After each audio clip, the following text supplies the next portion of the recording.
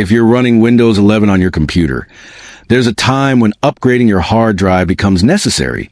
Maybe you're running out of space, or perhaps your drive is reaching the end of its typical lifespan, which is around 3 to 5 years.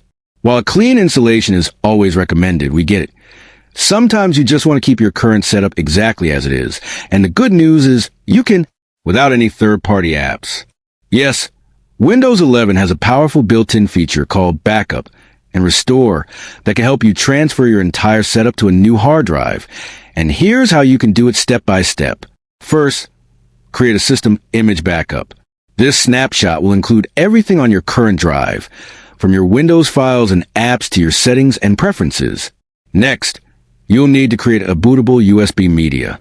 This lets you access the recovery environment, which is essential for restoring the backup to your new drive. After you've made your bootable USB, go ahead and shut down your PC and swap out the old hard drive with the new one.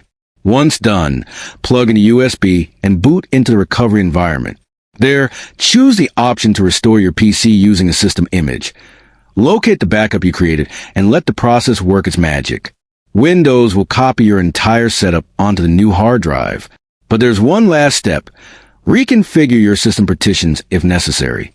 Sometimes, especially with drives of different sizes, your partitions might need to be resized or adjusted to ensure optimal performance and full storage usage.